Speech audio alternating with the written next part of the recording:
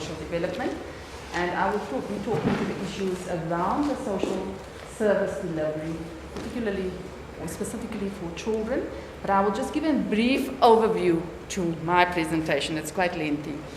And what I have requested, specifically from the chair, is that we ask then, or bring on board Moira Sampson and Sam in terms of the Gauteng Street Alliance for Children. They are the chairs and the representatives from the Gauteng Street Alliance for Children.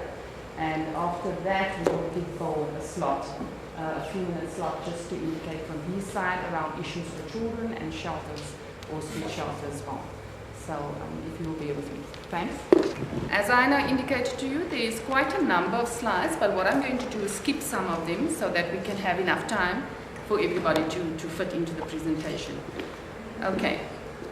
The department, Gauteng Department Health and Social Services, has a specific directorate called Restorative Services and Services to Children, and they comprise the following sub-programs, which aims to provide integrated developmental social welfare services for the poor and vulnerable people, and we do this in partnership with stakeholders and civil society.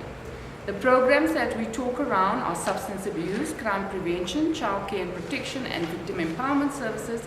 These programs are aimed at children and subsequently families. We then aim with these programs to expand these services to those eligible, to increase the access for the services, to do exactly what the chair alluded to strengthen partnerships and to begin to form our network so that our service delivery system is expanded and becomes then the capable service delivery that we would like to deliver. Okay. I'm going to skip our organogram. I'm moving to the substance abuse part of things, where we just indicate to you that for the substance abuse program, we look at substance abuse prevention, treatment, and rehab services. And currently, there are 33,151 service recipients which will receive these services by the year 2030. For the substance abuse program, we have just drafted an integrated provincial substance abuse strategy to combat substance abuse in the province. There is also national norms and standards for outpatient treatment centers, and we have handed over the delegations to the Effect for Prevention and Treatment of Drug Dependency Act to the province. The development of a policy on the treatment of girls and women is also in the process. And then we do a number of things. Part of that is that we have one state treatment center and we fund 6 NPO inpatient treatment centers with 25 NPO outpatient treatment centers. We also have local drug action committees, which then links with our provincial substance abuse forum. I'm not going to go into the details now of all those specific areas. It's quite detailed as I indicated to you. I think it's quite relevant that you know that we have the regional drug action committees and we have that substance abuse forum, and that is something that really carries us out there. I think the people from community health services indicated their services as well, and our social development division works also well in conjunction with the community health clinics.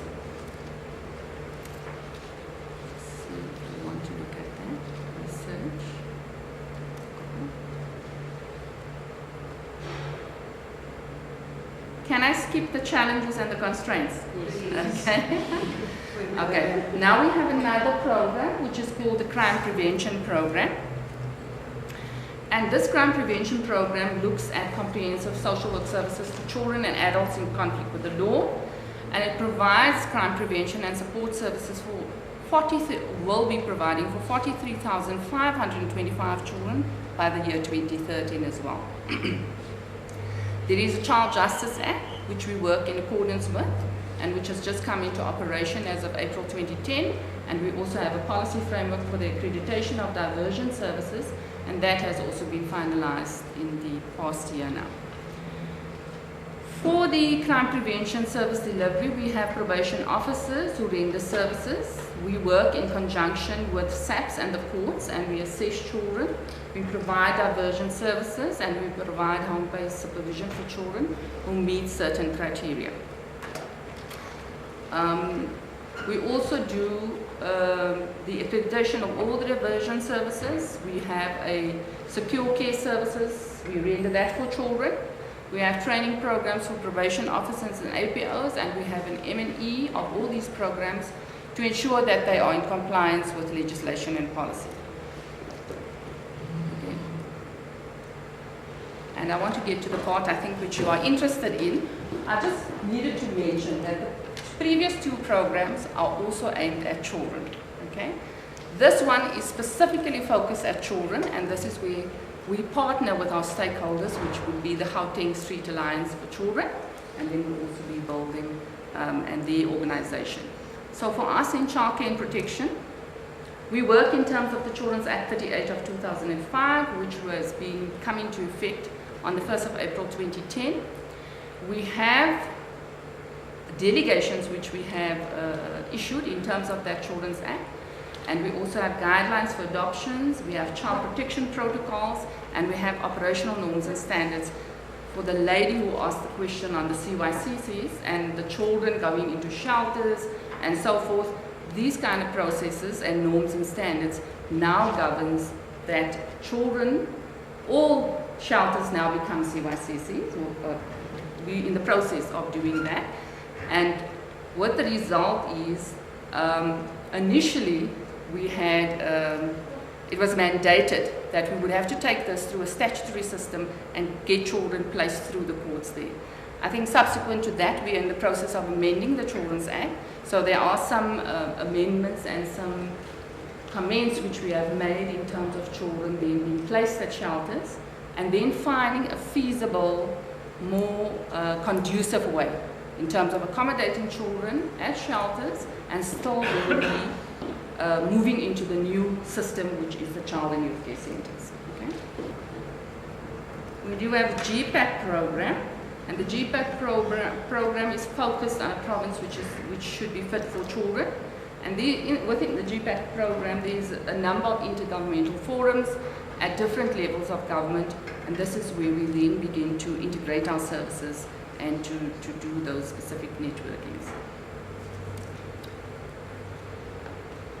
I think the Act, the new Act, has been party and key to a lot of our services and our services moving in a new direction. What we do offer in terms of our services for children then is foster care, child protection, child and youth care centers, early childhood development and partial care.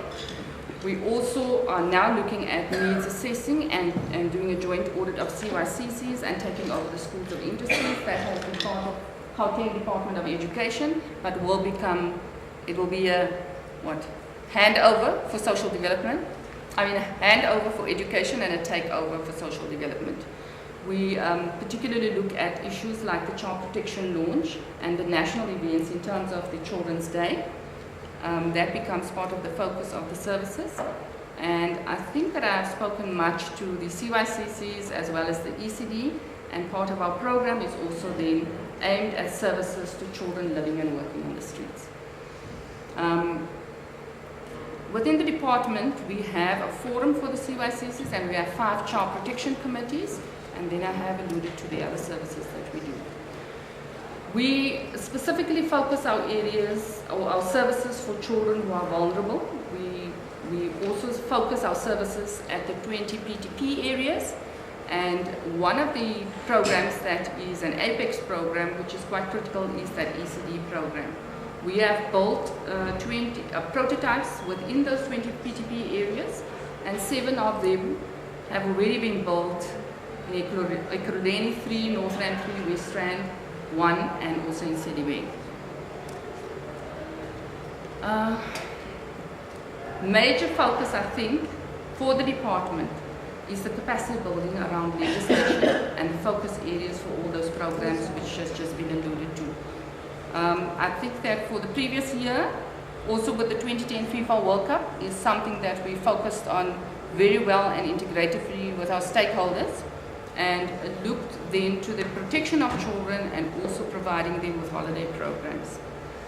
I want to safely, there's many more things we can tell you about. We have, over and above that, we have 100 NPOs in Gauteng. We have, at current, the 68 has now moved to 72 child and youth care centers, which are actually the children's homes, and one children's home run by government.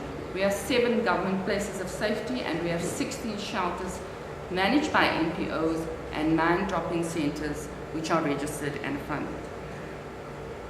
And I would like to move towards concluding the presentation on the kinds of services that we render, so that as we look at the conclusion of things, you do see the last slide, which focuses on, for the year, for the activities that we've planned for the year, are these following activities which you see focused up on the screen there.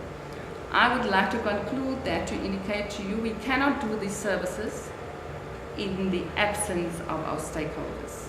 I always say our NGOs out there are our right hands and our left hands and our feet, and I think it's quite imperative that what we do is we do the issues around policy, we do the issues around legislation, we do the issues which you were concerned about. Are these really credible places where we can place children? Can a shelter just come up and pop up and not be regulated? We do the registration of shelters, and those are the kinds of policy, and then we do the monitoring issues on those specific places of care for children as well. And with that, if you don't mind, I would like to conclude the presentation, although there's much more, and hand over. We also do victim empowerment, and that is a big presentation in its own, but just for you to note that there are services delivered from the department which is aimed at empowering victims. There are shelters, and within that program, we do shelters for women as well. And as I indicated, I will move to a point of conclusion so that we can hand over then to Moira, who will indicate to us on the national Gauteng Street Alliance for Children. Thank you.